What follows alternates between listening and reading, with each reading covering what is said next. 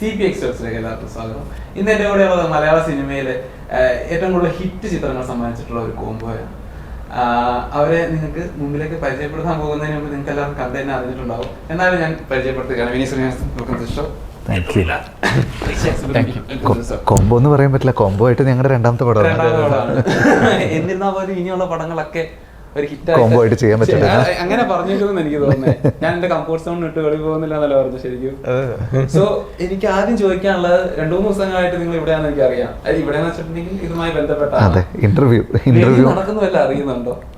ഞങ്ങള് രാവിലെ എഴുന്നേറ്റാ തൊട്ട് ഇന്റർവ്യൂ കൊടുക്കാൻ തുടങ്ങും, ഉറങ്ങുന്നവരെ ഇന്റർവ്യൂ കൊടുക്കും. ഇപ്പൊ അതാണ് പരിപാടി. ഓക്കെ, വെളിയില് ഇപ്പൊ ട്രെൻഡിങ് എന്ന് വെച്ചിട്ടുണ്ടെങ്കിൽ മലയാളം അല്ലെങ്കിൽ ഈ നമ്മുടെ കേരളത്തിൽ എടുത്ത് നോക്കുകയാണെങ്കിൽ യൂട്യൂബിൽ ട്രെൻഡിങ് വർഷങ്ങൾക്ക് ശേഷം വന്ന നിങ്ങളുടെ ഇന്റർവ്യൂസ് ആണ്.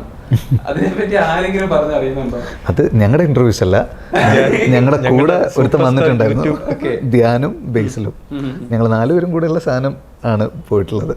ഉറപ്പായിട്ടും ധ്യാൻ കാസ്റ്റ് ചെയ്യുമ്പോൾ ഉറപ്പായിട്ടും അറിയാം അദ്ദേഹം നല്ലൊരു ആക്ടർ തന്നെയാണ്. ഈ ഇപ്പൊ ഉള്ള സ്റ്റേജില് അദ്ദേഹം ബെസ്റ്റ് ആയിട്ട് ചെയ്ത വേറൊരു പരിപാടിയാണ് ഇന്റർവ്യൂസ് കൊടുക്കുക എന്നുള്ളത്, ഒരു സിനിമയെ പ്രൊമോട്ട് ചെയ്യുക എന്നുള്ളത്. അത് എത്രമാത്രം വർക്കായി തോന്നുന്നുണ്ട്? ഈ ലെവലിൽ ഞങ്ങൾ എക്സ്പെക്ട് ചെയ്തില്ല, ഇത്തരത്തിലൊരു വിജയം എക്സ്പെക്ട് ചെയ്തില്ല. അതെ, നമ്മൾ ആക്ച്വലി ഇച്ചിരി ലോക്കി ആയിട്ട് പിടിക്കാം. പടം ഭയങ്കര ഹൈപ്പില്ലാതെ ആൾക്കാർ തിയേറ്ററിൽ വന്നിട്ട് അവിടെ കിട്ടുന്ന ഒരു സർപ്രൈസ് മതി എന്നുള്ളതായിരുന്നു നമ്മൾ നേരത്തെ വിചാരിച്ചിരുന്നത്. ആക്ച്വലി ഇന്റർവ്യൂസ് തന്നെ അധികം വേണ്ടെന്ന് വെച്ചതാ, സെലക്റ്റീവായിട്ട് ചെയ്യാന്നൊക്കെ വിചാരിച്ചത്. റിലീസ് അടുപ്പിച്ചിട്ട് നിങ്ങളെന്താ ഒന്നും ചെയ്യാത്തത്, നിങ്ങളൊന്നും ചെയ്യാത്തതെന്ന് ആൾക്കാർ ചോദിച്ചു തുടങ്ങി, നമ്മുടെ ക്രൂന്ന് തന്നെ ചോദിച്ചു തുടങ്ങി. അതാണ് പിന്നെ ഇന്റർവ്യൂസ് ചാർട്ട് ചെയ്ത് ഒരു ദിവസത്തേക്ക് ധ്യാൻ വരാന്ന് പറഞ്ഞു. നമ്മൾ ആകെ ഒറ്റ ദിവസം ധ്യാൻ വന്നാൽ മതി എന്ന് പറഞ്ഞു. ആ ഒറ്റ ദിവസത്തിൻ്റെയാണ് ഇത്. അപ്പം എനിക്ക് തോന്നുന്നു വിശാഖനോട് തന്നെ ചോദിക്കാം, ഒരുപാട് ആർട്ടിസ്റ്റുകളുള്ള ഒരു സിനിമയാണ്, ഇവരെല്ലാം കൊണ്ടുവരിക എന്നുള്ളത് തന്നെ ഒരു ടാസ്ക് പിടിച്ച പരിപാടിയാണ്. ഇതെല്ലാം നിങ്ങളുടെ എങ്ങനെയൊക്കെയോ നിങ്ങളുടെ ഫ്രണ്ട്ഷിപ്പ് വലയത്തിലുള്ള ആളുകളും കൂടെയാണ്. അപ്പം ഈ ആസ് എ പ്രൊഡ്യൂസർ എന്ന രീതിയിൽ ഇവരെ കൊണ്ടുവരിക എന്നുള്ളത് എത്രമാത്രം ഹെക്റ്റിക് ആയിട്ടുള്ള ഒരു പരിപാടിയായിരുന്നു? കൊണ്ടുവരുന്നത് എനിക്ക് വലിയ ഹെക്റ്റിക് ആയിട്ടുള്ള ജോലി ഇല്ലായിരുന്നു ആക്ച്വലി പറഞ്ഞാൽ.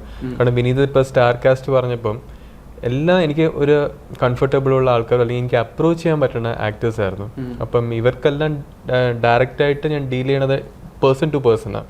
ഞാൻ വിളിച്ചുള്ള ആൾക്കാരെല്ലാം അവർക്ക് ഒരു മാനേജേഴ്സോ ഏജൻസികളോ എല്ലാം ഉണ്ട്. പക്ഷെ എനിക്ക് ഇവരെ ഡയറക്റ്റായിട്ട് അറിയാവുന്നതുകൊണ്ട് ഞാൻ ഡയറക്റ്റായിട്ട് ആൾക്കാരടുത്ത് സംസാരിച്ചത്. പിന്നെ ഇതിനകത്ത് മാനേജ് ചെയ്യാൻ ഒരു കാര്യം മാത്രം ടാസ്ക് ഉണ്ട്, ഈ ഡേറ്റ്സ് ഇഷ്യൂസ്. കോമ്പിനേഷൻ സീക്വൻസസ് എല്ലാം വരുമ്പം നമുക്ക് പല പല ആക്ടേഴ്സിൻ്റെ ഡേറ്റ്സ് ഇന്ന സമയത്ത് വിടുന്നുണ്ട്. ചില ഒരു 3-4 ദിവസങ്ങളെല്ലാം മസ്റ്റായിട്ടുണ്ടായിരുന്നു. അപ്പം നേരത്തെ നമ്മൾ അറിയിച്ചു. ഇതേപോലെ ഇപ്പോഴത്തെ എല്ലാ സിനിമകളുടെയും ഒരു ഏപ്രിൽ മെയ് ആണെന്ന് തോന്നുന്നു. ആ സമയത്ത് നമുക്കൊരു നവംബർ ലാസ്റ്റ് വീക്ക് അല്ലെങ്കിൽ ഡിസംബർ ആകുമ്പോൾ ഇന്ന ഡേറ്റ്സ് ഉണ്ട്, ഒന്ന് അഡ്ജസ്റ്റ് ചെയ്ത് തരണം എന്ന് പറഞ്ഞു. അവരെന്തെന്ന് വെച്ചാൽ അവർക്ക് ആ സമയത്ത് വന്ന സിനിമകളുടെ എല്ലാം അവർ ഓൾറെഡി പറഞ്ഞു, വർഷങ്ങൾക്ക് ശേഷം ഇങ്ങനെ നമ്മൾ ഓൾറെഡി ഡേറ്റ് കൊടുത്തിട്ടുണ്ട്, അതുകൊണ്ട് ആ ഡേറ്റ്സ് നമുക്ക് ഇത് വെച്ചിട്ടേ ബാക്കിയുള്ള ചെയ്യാൻ പറ്റത്തുള്ളൂ എന്ന്. അങ്ങനത്തെ ഒരു കംഫർട്ട് ലെവല് നമുക്കുണ്ട്. പിന്നെ എല്ലാ ഫ്രണ്ട്സും നേരത്തെയും കുറേ ഇൻ്റർവ്യൂ പറഞ്ഞിട്ടുണ്ട്. ഇപ്പോൾ ഇതിൽ പകുതി ആൾക്കാർക്കും എഗ്രിമെൻറ്റ്സ് ആണ്. ഇപ്പോൾ പ്രൊഡ്യൂസർ ആക്ടേഴ്സ് എഗ്രിമെൻറ്റ്സ് പോകുമ്പം എല്ലാവരും മറ്റേ ഫില്ല് ചെയ്യണ സംഭവമുണ്ട്. ഇപ്പോൾ റെമ്യൂണറേഷൻസ്, നമ്പർ ഓഫ് ഡേയ്സ് എന്നെല്ലാം പറഞ്ഞ് എനിക്കെല്ലാവരും, ഞാൻ വിളിച്ച ആൾക്കാരെല്ലാം എനിക്ക് ബ്ലാങ്കായിട്ട് സിഗ്നേച്ചർ മാത്രമാണ് ഇട്ടത്, വിനീത് ഉൾപ്പെടെ. അപ്പം അതൊക്കെ എനിക്ക് ഭയങ്കര, ഇപ്പം ശരി എല്ലാവരും പറയും സിനിമ റിസ്ക് ആണ്, സിനിമയിൽ ഫ്രണ്ട്സ് ഇല്ല അങ്ങനെയൊക്കെയെന്ന്. സിനിമയിൽ ഫ്രണ്ട്സും ഉണ്ട്, സിനിമയിൽ എല്ലാവരും ഉണ്ടെന്ന് എനിക്ക് മനസ്സിലായ ഒരു മൊമെൻറ്റും കൂടെയാണ് അത്. എനിക്ക് തോന്നുന്നു 2000 ഇതുപോലെ തന്നെ ഒരുപാട് വർഷങ്ങൾക്ക് കാത്തിരിപ്പിന് ശേഷം ബ്ലസ്ജേട്ടൻ ഇറക്കിയപ്പോഴാണ് ആഡ് ചെയ്തത്. അതുപോലെ തന്നെ കഥ എനിക്ക് എപ്പോഴും ഡയറക്ടർക്ക് അല്ലെങ്കിൽ എഴുത്തുകാരനെ ഫേവറേറ്റ് ആയിരിക്കുമല്ലോ. ഒരുപാട് വർഷത്തെ കാത്തിരിപ്പാണെന്ന് തോന്നുന്നു. കാത്തിരിപ്പ് എന്ന് പറയാൻ കഥ കുറെ കൊല്ലമായിട്ടുണ്ട്. ഞാൻ കാത്തിരുന്നിട്ടൊന്നുമില്ല, കഥ എവിടെ വെച്ചു. കാരണം എനിക്കിത് എടുത്താൽ പോകുമോ എന്നുള്ള ഡൗട്ടും ഉണ്ട്. ഞാനത് എഴുതാനോ വർക്ക് ചെയ്യാനോ നിന്നില്ല കുറേ കാലം. അപ്പോൾ ആദ്യമൊക്കെ എന്താണെന്ന് വെച്ച് കഴിഞ്ഞാൽ ഇത് കുറച്ച് മെച്ചുവേർഡായിട്ട് ഹാൻഡിൽ ചെയ്യേണ്ട സിനിമയാണ്. അപ്പോൾ ഈ ഒരു ഏജിൽ ചെയ്യേണ്ടെന്ന് പറഞ്ഞിട്ട് ഞാനത് പുഷ് ചെയ്ത് അതങ്ങനെ അങ്ങ് പോയി. പിന്നെ ഒരു തട്ടത്തിൻ മറയത്തൊക്കെ കഴിഞ്ഞ സമയത്തൊക്കെ ഞാൻ ആലോചിക്കുന്ന സമയത്തും ഇത് ചെയ്യണമെങ്കിൽ ഒരു വലിയ ബഡ്ജറ്റാവും. ഇതിന് 70s എന്ന് പറയുന്ന ഒരു പീരീഡ് ഉണ്ടല്ലോ, ആ കാലഘട്ടത്തിലല്ല ഞാൻ ജീവിച്ചിട്ടുള്ളത്. അപ്പോൾ അതിൻ്റെ ഒരു വേൾഡ് ബിൽഡിംഗ് ഉണ്ടല്ലോ, അത് ഭയങ്കര ടഫായിരിക്കും. സ്ക്രീൻ പ്ലേ എന്ന് പറഞ്ഞു കഴിഞ്ഞാൽ ഞാൻ അന്ന് തട്ടൊക്കെ ചെയ്യുമ്പോൾ നമുക്ക് ആകെ കൂടെ ഇച്ചിരി ക്യാരക്ടേഴ്സും കുഞ്ഞു സിനിമകളാണല്ലോ അതൊക്കെ. അപ്പോൾ ഇത് വലിയൊരു വേൾഡാണ്. അപ്പോൾ അത്രയും ക്യാരക്ടേഴ്സും ഒക്കെ ഉണ്ടാവും, കുറേ ആളുകളുടെ സംഭവങ്ങൾ വരും. അപ്പോൾ ഇതിപ്പോൾ ചെയ്യേണ്ടതെന്ന് പറഞ്ഞിട്ട് അങ്ങനെ പുഷ് ചെയ്ത് അതിൻ്റെ ഇടയിലൊക്കെ ഞാൻ എൻ്റെ AD ആയിട്ട് ജോയിൻ ചെയ്ത ആൾക്കാരുടെ അടുത്തൊക്കെ ഓവർ ദി ഇയേഴ്സ് ഞാൻ പലതവണ ഈ സബ്ജക്റ്റ് ഇടയ്ക്ക് ഇങ്ങനെ പറഞ്ഞു നോക്കും, എന്താണ് അവരുടെ ഫീഡ്ബാക്ക് എന്നൊക്കെ അറിയാൻ വേണ്ടിയിട്ട്. അപ്പോൾ മനോഹരത്തിൻ്റെ ലൊക്കേഷനിൽ വെച്ച് ബേസിലിൻ്റെ അടുത്തും അഹമ്മദ് സിദ്ദീഖിൻ്റെ അടുത്തും ഞാനൊരു ദിവസം രാത്രി ഇരുന്നിട്ട് ചില സീനുകൾ പറഞ്ഞു. അപ്പോൾ അഹമ്മദ് എൻ്റെ അടുത്ത് അന്ന് ആദ്യം പറഞ്ഞു, നിങ്ങൾ അടുത്ത പടം ഇത് ചെയ്യണം എന്ന് പറഞ്ഞു. ബേസിയും പറഞ്ഞു, ഇതിനൊരു ഭയങ്കര ഹാർട്ടുണ്ട്, ഇത് ചെയ്യണം എന്ന് പറഞ്ഞു. ബേസിക് ഓർമ്മയുണ്ടോയെന്ന് എനിക്കറിയില്ല, പക്ഷെ ഇവർ രണ്ടുപേരുമാണ് അന്ന് എൻ്റെ അടുത്ത് പറഞ്ഞത്. അപ്പോൾ പക്ഷേ അപ്പോഴും ഞാനത് ചെയ്തിട്ടില്ല. ഞാൻ പിന്നെ ഹൃദയമാണ് ഞാൻ ചെയ്യുന്ന സിനിമ. ഹൃദയം കഴിഞ്ഞപ്പോൾ എനിക്കൊരു ധൈര്യം വന്നു. കുറേ ക്യാരക്ടേഴ്സ് വന്നു പോകുന്നുണ്ട് അതിനകത്ത്. അത്രയും ക്യാരക്ടേഴ്സ് നമ്മളിടയ്ക്ക് അവരുടെ സബ് സ്റ്റോറിയിലേക്ക് കയറും, സബ് പ്ലോട്ടിലേക്ക് കയറിയിട്ട് തിരിച്ച് മെയിൻ ആളുടെ സ്റ്റോറി ഫോളോ ചെയ്യും.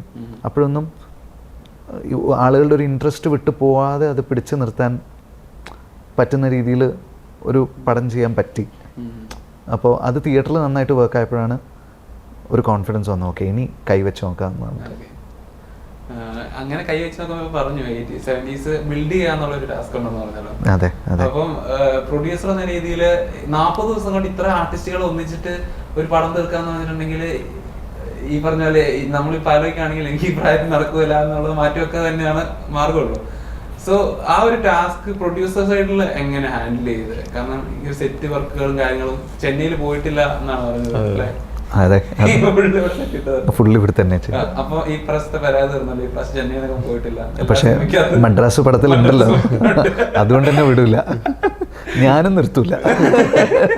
അത്രമാത്രം അഫെക്ഷൻ ഉണ്ടല്ലോ ചെന്നൈ. ഇല്ല അങ്ങനെയല്ല, നമുക്ക് ഈസിലി പറയാൻ പറ്റുന്ന കഥകൾ, നമ്മൾ താമസിച്ചിട്ടുള്ള സ്ഥലം, നമുക്ക് ഒരുപാട് ഇഷ്ടമുള്ളൊരു സ്ഥലത്തിൽ നിന്നിട്ട് പറയാലോ. അപ്പോൾ ലാംഗ്വേജ് മാറി സംസാരിക്കുന്നുണ്ടെന്നല്ലേ ഉള്ളൂ, എല്ലാ നാടും നാട് തന്നെയല്ലേ. അപ്പോൾ അവിടെ എത്ര മലയാളികളുണ്ട്, ഒരുപാട് മലയാളികൾ താമസിക്കുന്ന സ്ഥലം അത്. ഇവിടെ തമിഴന്മാർ വന്ന് താമസിക്കുന്നില്ലേ. നമ്മൾ പ്രാദേശികമായിട്ടുള്ള ചിന്തയിൽ നിന്ന് മാറേണ്ട സമയമായിരിക്കുന്നു എന്നാണ് ഞാൻ പറയുന്നത്. അപ്പം നമ്മൾ ചോദിച്ച ചോദ്യം എത്തരത്തിലായിരുന്നു അതിന്റെ ഒരു പ്രിപ്പറേഷൻ കാര്യങ്ങളൊക്കെ? ഇപ്പം വിനീത് ഇത് ഫുൾ സ്ക്രിപ്റ്റ് ആദ്യം നമ്മൾ സ്ക്രിപ്റ്റ് നറേറ്റ് ചെയ്തപ്പം ഇതിൻ്റെ സ്റ്റോറി ഔട്ട്ലൈൻ ഒക്കെയാണ് ഞാൻ ശ്രദ്ധിച്ച് കേട്ടുകൊണ്ടിരുന്നത്. അപ്പം ഭയങ്കര എക്സൈറ്റിംഗ് ആയിട്ട് നമുക്ക് പടം ചെയ്യാന്നുള്ളൊരു സ്റ്റേജിലായിരുന്നു നിന്നത്.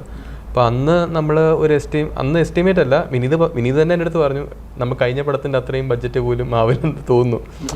കാരണം വിനീത് ഓർത്തുകൊണ്ടിരുന്ന ഇപ്പം മെഡ്രാസ് എല്ലാം ഇപ്പോഴും പഴയ മെഡ്രാസ് അല്ലെങ്കിൽ ലോഡ്ജസും ഇതൊക്കെ അവിടെ തന്നെ കാണുന്ന. പിന്നെ ഇതിനെ അങ്ങോട്ട് പോയി ഒരു റെക്കി ടൈമിലാണ് മനസ്സിലായത് ഇപ്പം പഴയ മെഡ്രാസും കാര്യങ്ങളും ഒന്നും അവിടെ ലോഡ്ജസും ഇതൊന്നും പഴയ പോലെ അല്ല, എല്ലാവരും മാറ്റി. ഇപ്പോഴത്തെ ഓരോ ഇപ്പം ലോഡ്ജസോ അല്ലെങ്കിൽ ഇതൊക്കെയാണ് തോന്നുന്നത്. പ്രോപ്പർ പഴയ മെഡ്രാസ് അവിടെ എവിടെയും കാണാനില്ല. സോ നെക്സ്റ്റ് പിന്നെ പൊള്ളാച്ചി അവിടെയൊക്കെ പോയി നോക്കി. നമുക്ക് പിന്നെ ഇതിനൊരു ഭംഗി വേണമല്ലോ, ഇതിനൊരു ക്യാരക്ടർ വേണമല്ലോ, വെറുതെ ഒരു സ്ട്രീറ്റ് സെറ്റ് ചെയ്തിട്ട് കാര്യമില്ലല്ലോ. അപ്പം പിന്നെ വിശാഖിൻ്റെ അടുത്ത് ഞാൻ പറഞ്ഞു ഇത് ഇടാം എന്ന് പറഞ്ഞു. അവിടുന്ന് തൊട്ട് പിന്നെ എന്നിട്ട് അവിടുന്ന് സെറ്റ് ഇടാമെന്ന് പറഞ്ഞപ്പോൾ തൊട്ട് മനസ്സിലായി ഇത് നേരെ ചൊവ്വ നമ്മൾ ഹാൻഡിൽ ചെയ്തില്ലെങ്കിൽ ഈ സൈഡിൽ എന്ന് വെച്ചാൽ നമ്മൾ വിചാരിക്കുന്നതിൻ്റെ മേളിലൊരു ബഡ്ജറ്റ് പോവും മൊത്തത്തിൽ. അപ്പോൾ പ്രോപ്പർ പ്ലാനിങ് ഇല്ലെങ്കിൽ നടക്കത്തില്ല. പിന്നെ ഞാൻ എൻ്റെ വീടും അവിടെ എല്ലാം വിട്ട് നേരെ എറണാകുളം വന്ന് ഒരു പ്രോപ്പർ 4 months വിനീത് ഞാനും കൂടെ ഇവിടെ ഇരുന്ന് ഡെയിലി ചാർട്ടാണെങ്കിലും ഓരോ സാധനങ്ങളാണെങ്കിലും ഓരോന്ന് ഇരുന്ന് ഫിൽട്ടർ ചെയ്തിട്ട് ഒരു പ്രോപ്പർ പ്ലാനിങ് ആക്കി നമ്മളൊരു ടീം സെറ്റ് ചെയ്ത് എല്ലാ സൈഡിൽ നിന്നും. എന്നിട്ട് ഷൂട്ട് ഇറങ്ങണ മുമ്പ് ഒരു പ്രോപ്പറായിട്ട് ഒരു ചാർട്ട് വെച്ചിട്ടാണ് ഇത് ഇറങ്ങിയത്. എന്നുവെച്ചാൽ വിനീത് എൻ്റെ ആദ്യമേ പറഞ്ഞു എനിക്ക് ഇന്ന സ്ഥലത്ത് മൊത്തം സെറ്റ് ഞാൻ ഷൂട്ട് ചെയ്ത് തുടങ്ങുമ്പം എനിക്ക് അപ്പോഴത്തെ സമയത്ത് സെറ്റുകളെല്ലാം ഫിനിഷ് ചെയ്ത് കിട്ടിയാൽ ഞാൻ നമ്പർ ഓഫ് ഡേയ്സ് കുറച്ച് തരാമെന്ന്. അപ്പം എൻ്റെ ജോലി എന്ന് വെച്ചാൽ ഞാനിത് കുറച്ച് സമയത്ത് കൊടുത്തില്ലെങ്കിൽ, കാരണം വിനീത് പറഞ്ഞൊരു കാര്യമാണ്, അപ്പോൾ നമ്പർ ഓഫ് ഡേയ്സ് കൂടും, അപ്പം ഞാനായിരിക്കും റെസ്പോൺസിബിൾ. അപ്പം ഞാൻ എൻ്റെ ജോലി കറക്റ്റായിട്ട് ചെയ്യണം. ഇപ്പം കാരണം നേരത്തെ 1 മാസം മുമ്പ് പുള്ളി എല്ലാം പറഞ്ഞിരുന്നു എനിക്ക് ഇന്ന സ്ഥലത്ത് ഷൂട്ട് ചെയ്യണം. അപ്പം ഈ ഷൂട്ട് ചെയ്യണം പറയുമ്പോൾ നമ്മൾ അവിടെ പോയി സംസാരിച്ച് അതിൻ്റെ പെർമിഷൻ എടുത്ത് വെക്കണം ഇന്ന സമയം. കാരണം വിനീതിൻ്റെ സ്പീഡ് എനിക്കറിയാം. ചില സമയത്ത് ഷൂട്ട് നമ്മൾ ഓർക്കും ഒരു 5 ദിവസം എടുക്കും, ചിലപ്പോൾ 3 ദിവസം തീരും. അപ്പോൾ ഞാൻ അവിടെ ലൊക്കേഷൻ സംസാരിക്കാൻ പോകുമ്പോൾ പോലും വിനീത് അറിയത്തില്ല. ഞാൻ പറഞ്ഞു ചേട്ടാ ഇതാണ് ഡേറ്റ്, ചിലപ്പോൾ 2 ദിവസം മുമ്പ് കയറി വരാൻ ചാൻസ് ഉണ്ട്. അപ്പോൾ അങ്ങനെ 2-3 ദിവസം ഫിൽട്ടർ ചെയ്ത് ആണ് ലോക്ക് ചെയ്തത്. അപ്പോൾ അതുകൊണ്ട് ആക്ച്വലി നമുക്കിത് 40 days കംപ്ലീറ്റ് ചെയ്തു. ഇപ്പം ഞാൻ ഇതേപോലെ നമുക്ക് ലൊക്കേഷൻ ഫിക്സ് ആവാതിരുന്നു, ഇപ്പോൾ ആർട്ടിസ്റ്റ് സമയത്തൊന്നും വന്നില്ലായിരുന്നെങ്കിൽ ഇത് ഒരിക്കലും 40 days തീരത്തില്ലായിരുന്നു. പിന്നെ മെൻഷൻ ചെയ്യേണ്ട 2 ആൾക്കാരാണ് നമ്മുടെ chief A D Abhay, chief associate ഡയറക്ടറും, പിന്നെ നമ്മുടെ ആർട്ട് ഡയറക്ടർ നിമേഷേട്ടൻ. പാരലലി 3 സ്ഥലത്ത് ഒരേ ടൈമിൽ സെറ്റ് ബിൽഡ് ചെയ്തുകൊണ്ടിരുന്നിട്ടുണ്ട്. അപ്പോൾ അത് 2 സിറ്റീസിലായിട്ട്. അപ്പോൾ ഒരേ സമയത്ത് അത്രയും വർക്കേഴ്സിനെ വെച്ചിട്ട് ഒരു പ്രൊഡ്യൂസറും സമ്മതിക്കണമല്ലോ അതിന്. ഇവിടെ ഒരു 150 പേര് പണിയെടുക്കുന്നു, ചെന്നൈയിൽ നിന്ന് ആൾക്കാർ വരുന്നു, കോയമ്പത്തൂർ നമ്മൾ വേറൊരു സെറ്റ് ബിൽഡ് ചെയ്യുന്നു, ഇതേ സമയത്ത് തന്നെ 3 Dotsൽ ഇൻഡോർ ഒരു സ്റ്റുഡിയോ സെറ്റ് അത് ബിൽഡ് ചെയ്യുന്നു. അപ്പോൾ ഒരേ സമയത്ത് 3 സെറ്റിൻ്റെ വർക്ക് നടക്കാന്നൊക്കെ പറയുന്നത് ഞാൻ ഫസ്റ്റ് ടൈമാണ് അങ്ങനെ ചെയ്യുന്നത്. ഭയങ്കര ടാസ്ക്കുള്ള കാര്യം. പിന്നെ ഈ നമ്മുടെ സെറ്റ് വർക്ക് കഴിഞ്ഞിട്ട് ഇതേപോലെ ഷൂട്ട് സമയം വരുമ്പോൾ ആർട്ടിസ്റ്റിന് ഇപ്പം മേക്കപ്പ് മാൻ റോണക്സ് ആണെങ്കിലും ദിവ്യ ആണെങ്കിലും ഇപ്പം ഇതേപോലെ 300 പേരെ പെട്ടെന്ന് ചില സമയത്തൊക്കെ ദിവ്യ വന്നിട്ട് കരഞ്ഞിട്ട് എനിക്ക് 300 പേരെ ഞാൻ എങ്ങനെ ഒരു മണിക്കൂറിൽ പറഞ്ഞ് റെഡിയാക്കുന്നല്ലോ. അപ്പം ഇതൊക്കെ പറയുകയും ചെയ്ത് അന്ന് കറക്റ്റ് സമയത്ത് കൊണ്ടുവരും. ഇപ്പം റോണക്സ് ആണെങ്കിലും ഇവരൊക്കെ ഫുൾ ആ ടെക്നിക്കൽ ടീം, പ്രൊഡക്ഷൻ ടീം ഉൾപ്പെടെ. ഇപ്പോൾ പ്രൊഡക്ഷൻ ടീം ഒരു റിക്വയർമെൻറ്റ്സ് ഉണ്ട്, ഇന്ന സമയത്ത് കാറ് വേണം, അല്ലെങ്കിൽ വെഹിക്കിൾസ് വേണം, ഇത്ര 150 ജൂനിയർ ആർട്ടിസ്റ്റ് വേണം. അപ്പോൾ ഇതൊക്കെ സൈമൾട്ടേനിയസ്ലി ഒരു ലൊക്കേഷനിലാണ് നടക്കുന്നത്. അപ്പം എല്ലാ സൈഡിൽ നിന്നും ആൾക്കാരില്ലെങ്കിൽ ഇത് നടക്കത്തില്ലായിരുന്നു. സോ എല്ലാ വിഭാഗത്തിലെ ആൾക്കാർ ഉണ്ടായിരുന്നുകൊണ്ടാണ് ഈ പരിപാടി അവിടെ നടന്നത്. അതൊരു എന്താണ് ഒരു അനുഗ്രഹം പോലെ എനിക്ക് തോന്നുന്നുണ്ട്. വിനീതേട്ടൻ എന്ത് പിക്ക് ചെയ്യുന്നതെന്ന് അറിയത്തില്ല. വിനീതേട്ടന് വന്ന് ചേരുന്ന ആളുകളെല്ലാം വിനീതേട്ടന്റെ ആ ഒരു ക്രാഫ്റ്റ് പൂർത്തിയാക്കാനായിട്ട് ഒരുപാട് ഭയങ്കരമായിട്ട് ഹെൽപ്പ് ചെയ്തിട്ടുണ്ട് എന്നെ. എൻ്റെ അടുത്തേക്ക് വരുന്ന ആൾക്കാരൊക്കെ എന്നെ ഭയങ്കരമായിട്ട് ഹെൽപ്പ് ചെയ്തിട്ടുള്ള ആൾക്കാരാണ്. ഈ സിനിമയുടെ ടെക്നിക്കൽ ക്രൂ എൻ്റെ കൂടെ നിന്നില്ലായിരുന്നെങ്കിൽ ഇതിങ്ങനെയൊന്നും നമുക്ക് തീർക്കാൻ പറ്റില്ലായിരുന്നു. അത് തീർക്കുക എന്നുള്ളതല്ല, അത് നല്ല രീതിയിൽ നമുക്ക് എക്സിക്യൂട്ട് ചെയ്യാൻ പറ്റിയിട്ടുണ്ട്. നമ്മൾ ഫാസ്റ്റായിട്ട് അടിച്ച് തീർക്കുകയല്ല ചെയ്തത്. ഓരോ സീനും പ്രോപ്പറായിട്ട് ഷൂട്ട് ചെയ്ത് തന്നെ നമുക്ക് ചെയ്യാൻ പറ്റിയിട്ടുണ്ട്. അത് ഫാസ്റ്റായിട്ട് നടന്നിട്ടുണ്ട്. അപ്പോൾ അത് ഒരു വലിയ അച്ചീവ്മെൻ്റ് ആണ്. ഇപ്പോൾ വിശാഖ് പറഞ്ഞത്, ഇപ്പോൾ ഒരു മേക്കപ്പ് ചെയ്യാൻ വേണ്ടിയിട്ട് 300 പേരെ രാവിലെ റെഡിയാക്കണമെങ്കിൽ അതിനൊരു 18 പേര് അസിസ്റ്റ് ചെയ്തിട്ടാണ് ആ ഡിപ്പാർട്ട്മെൻറ്റിൽ മാത്രം. ആർട്ടിൽ വേറെ, പിന്നെ വരുന്ന ആർട്ടിസ്റ്റ് എല്ലാവരുടെയും സെൽഫോൺസ് വാങ്ങിച്ച് അത് ഡെഡിക്കേറ്റഡ് സ്പേസിൽ സേഫായിട്ട് വെക്കണം. ഇങ്ങനെ ഇതിൻ്റെ ലോജിസ്റ്റിക്കൽ കാര്യങ്ങൾ 100 കാര്യങ്ങൾ പുറകിലുണ്ട്. കാളവണ്ടി, കാറ്, മറ്റേ സ്കൂട്ടർ, ഇങ്ങനത്തെ കാര്യം. ഒരു സ്ട്രീറ്റ് ശരിക്കും ലൈവായിട്ട് ഫീൽ ചെയ്യണമെങ്കിൽ ഇത്രയും സാധനങ്ങൾ അവിടെ ഉണ്ടാവണമല്ലോ. അപ്പോൾ എനിക്കതൊരു ഭയങ്കര ഫാസിനേറ്റിംഗ് ആയിട്ടുള്ള കാര്യമായിരുന്നു. ഞാൻ ഇത്രയും എക്സൈറ്റഡ് ആയിട്ട് ഇത് പറയുന്നത് ഞാൻ ഫസ്റ്റ് ടൈമാണ് ഇങ്ങനെ ഷൂട്ട് ചെയ്യുന്നത്, അതുകൊണ്ടാട്ടോ.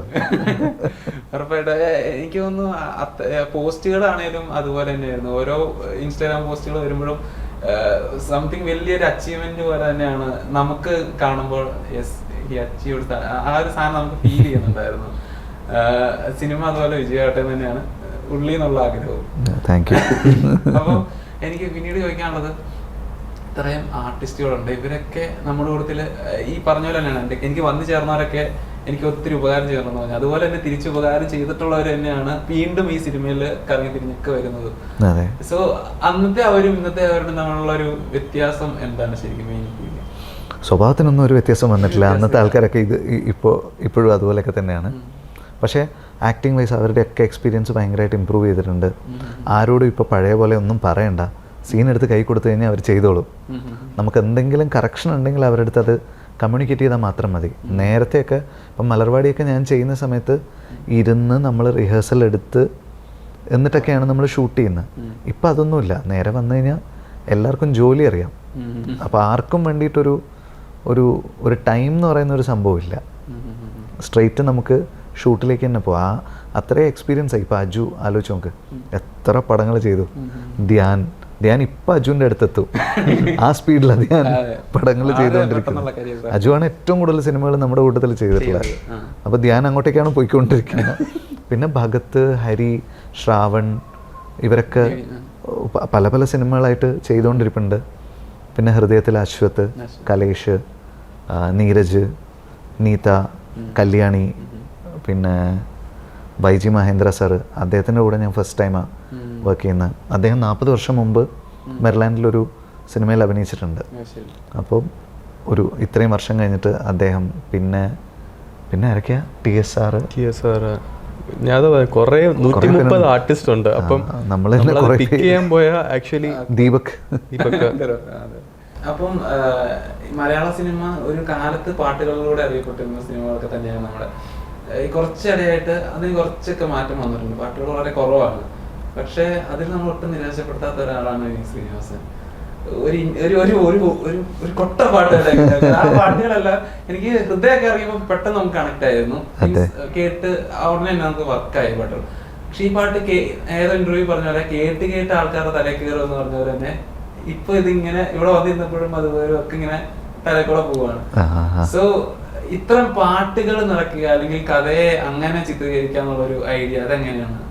അല്ല, ഇപ്പൊ എല്ലാരും കുറെ പാട്ടുകൾ ചെയ്യുന്നുണ്ട്. ഇപ്പൊ തല്ലുമാലയിൽ കണ്ടിട്ടില്ലേ, അവരും ഒരു കൊട്ടപ്പാട്ടുണ്ട്. അതെ, ആവേശത്തിൽ നോക്ക്, ആവേശത്തിൽ ഒരു കൊട്ടപ്പാട്ടുണ്ട്. ആവേശത്തിലുള്ള അത്രയും തന്നെയാണ് നമ്മുടെ പടത്തിലും പാട്ടുകളുള്ളത് അല്ലേ. അപ്പോൾ ഞങ്ങളുടെയൊക്കെ നമ്പേഴ്സ് ഓൾമോസ്റ്റ് സെയിം ആണ്. ചീത്ത പേര്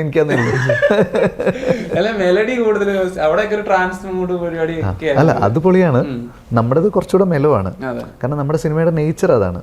അപ്പോൾ ഇതില് ഇപ്പോൾ 70s തുടങ്ങി ഇപ്പോഴത്തെ കാലഘട്ടം വരെ പോകുന്നൊരു സിനിമയാണ്. പക്ഷേ മ്യൂസിക്കലി ഒരു യൂണിഫോമിറ്റി വേണമല്ലോ അതിന്. അപ്പം നമ്മൾ സെക്കൻഡ് ഹാഫ് ഭയങ്കരമായിട്ട് വേറൊരു ജോണറിലുള്ള മ്യൂസിക്കിലേക്ക് നമ്മൾ പോയിട്ടില്ല. കാരണം പടം മൊത്തം ഒരു സൗണ്ടിങ്ങിൽ നിൽക്കണമല്ലോ, ഒരു സൗണ്ട് സ്കേപ്പിൽ നിൽക്കണമല്ലോ. കൂടുതലും ഒരു സ്ട്രിങ്സിൻ്റെ ഒരു ഇൻഫ്ലുവൻസ് നന്നായിട്ടുള്ള രീതിയിലാണ് പാട്ടുകൾ. സ്ട്രിങ്സിൻ്റെയും ക്ലാസിക്കൽ മ്യൂസിക്കിൻ്റെയും പഴയ ഓൾഡ് ക്ലാസിക് മെലഡീസിൻ്റെയൊക്കെ ഒരു ഇൻഫ്ലുവൻസ് നന്നായിട്ടുള്ള രീതിയിലാണ് അമൃത് ഇത് പാട്ടുകളെല്ലാം കമ്പോസ് ചെയ്തിട്ടുള്ളത്. ആകെ കൂടെ മാറി നിൽക്കുന്ന പാട്ട് എന്ന് പറയുന്നത് നിവിൻ്റെ പാട്ടാണ്. കാരണം നിവിൻ്റെ സോൺ വേറെയാണ്. അപ്പോൾ അത് മാത്രം നമ്മൾ സെപ്പറേറ്റ് ചെയ്ത് വേറൊരു രീതിയിൽ കൊണ്ടുപോയിട്ടുണ്ട്. ബാക്കി റെസ്റ്റ് ഓഫ് ദ ഫിലിം ഒരൊറ്റ സൗണ്ട് സ്കേപ്പിലാണ്. ഈ കാലത്തെ നടനായിട്ടാണോ? അതെ.